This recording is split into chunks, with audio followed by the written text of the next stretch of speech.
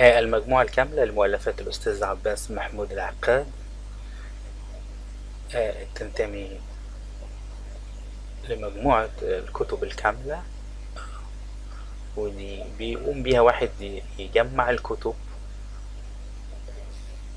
دي. دار الكتاب اللبناني الأستاذ عباس محمود العقاد في سير ذاتية.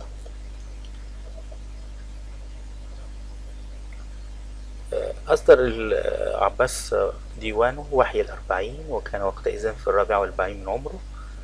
اقترحت عليه مجلة لا يكتب فصلا نثريا في هذا الموضوع، فكتب له فصلا بعنوان بعد الأربعين، وصف فيه حياته النفسية وحالته الفكرية في هذا السن، وتحدث عن فلسفته بين الشباب والكهولة، وعن تجاربه الشخصية بين العشرين والأربعين.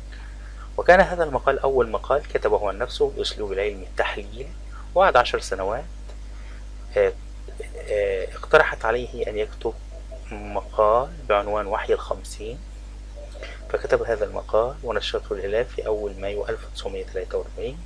وقد جعله موضوعا كما جعله شخصيا، فتناول حياته وحياة أمثاله من بلغوا هذا السن ومما أصحابه ومن أصحابه في الحالات النفسية المختلفة.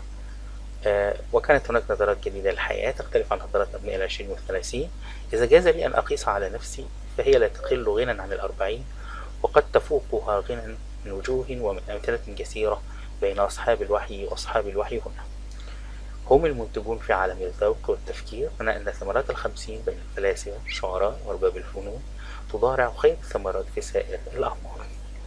وقد رأيت في هذين المقالين أن كتابته عن نفسه وترجمته لحياته تختلف عما كتب الكثيرون من رجال الفكر والأدب والاجتماع عن حياتهم.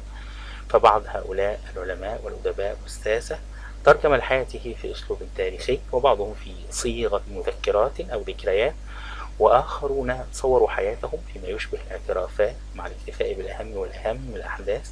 إما كتابة العقاد عن نفسه فهي كتابة لها طابع جديد في كتابة التراجم.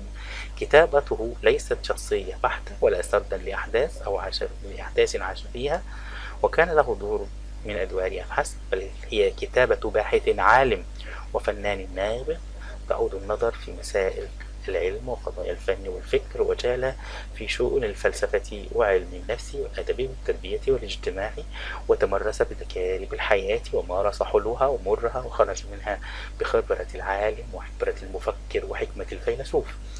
فإذا كتب عن نفسه تناول ألوانا من المعرفة وعالج أنواعا من التفكير وتعقب كل حادث وأشكال.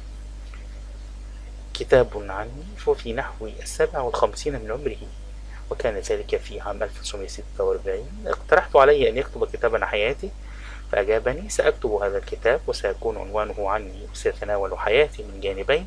الأول وسيتناول حياتي من جانبين: الأول حياتي الشخصية بما فيها من صفاتي وخصائصي ونشأتي وتربيتي البيئية والفكرية وأمالي وأهدافي وما تأثرت به من حياتي، وأستاذي وأصدقائي وما طبع وطبع في نفسي من إيمان وعقيدة ومنبات.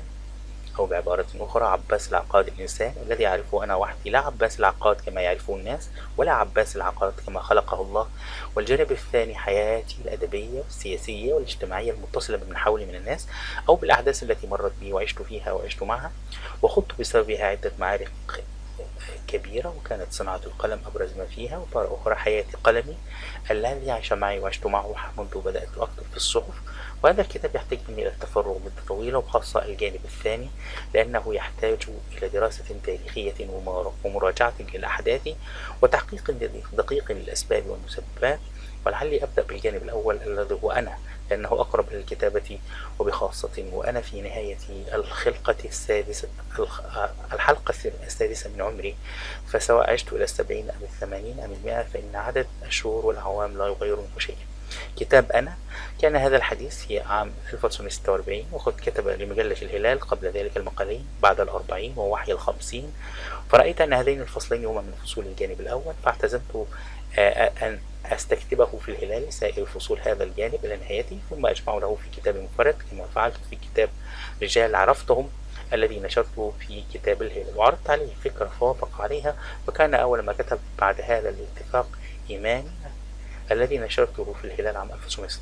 ثم كان مقال أبي إلى آخر ما كتبه من الفصول، فأخذت في جمع هذه الفصول وضممت إليها 5 فصول نشرتها مجلات المصور والاثنين وكل شيء والقافلة، وما كدت أنتهي من جمعها حتى مرض وعجلته المنية.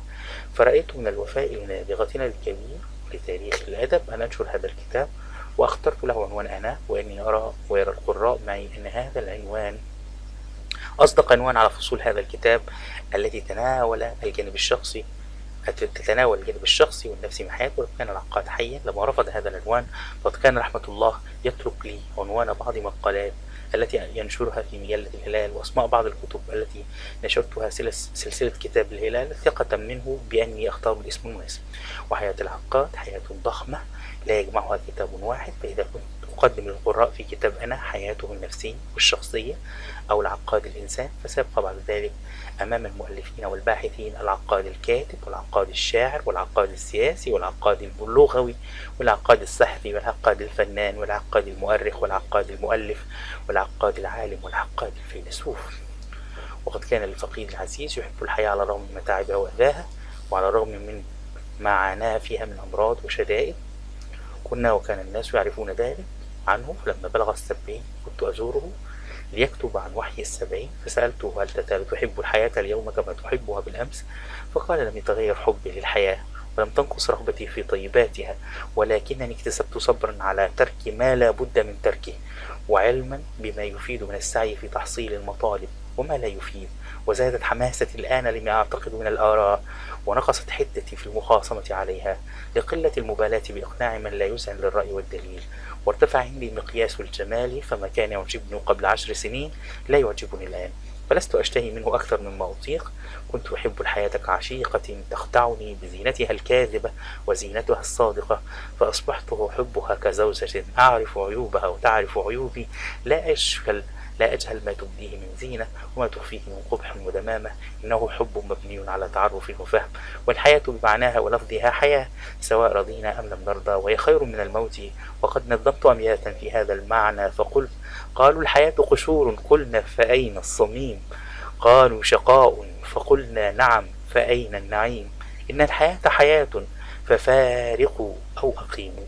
ولم يكن العقاد يتشاءم من شيء في الحياة مطلقا، فكان يتحدى تشاؤم ولا يؤمن به، حتى أنه كان يتحدى رقم 13 التزام كثيرون. كان يسكن منزل بمصر الجديدة يحمل هذا الرقم، وكان الرقم الأول في تليفونه 13. بدأ بنا منزلا بأسوان من 13 مارس، وقسم كتب 13 قسم، واعتقد تمثال للبومة كان وضعه على مكتبته.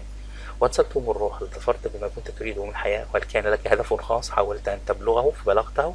وهل تحب نفسك الآن كم أكثر مما كنت تحبها أيام الشباب؟ وهل تشعر بأن هناك صفات معينة تفتقر إليها؟ وهل تجد في نفسك صفات تكرهها ويكرهها الناس ولا تستطيع التخلص منها؟ هل تحب أن تعيش حياتك الماضية مرة أخرى؟ ثم ما هي فلسفتك في الحياة؟ فكتب العقاد يقول: كل ما كنت أريده وأطلبه من الحياة لم أبلغه، ولا أرى أن أحدا بلغ كل ما طلب. وأما هدفي في الحياة فكان في الصبا أن أتولى القيادة العسكرية، ثم تحولت وخيل لي أن أتحول إلى طلب العلوم الزراعية، وأن ألتحق بمدرسة الزراعة في ذلك الحين. ثم تبين لي مراجعة نفسي مراجعة دقيقة أن وراء الطموح للقيادة العسكرية والعلوم الزراعية باعثا واحدا هو حب الأدب.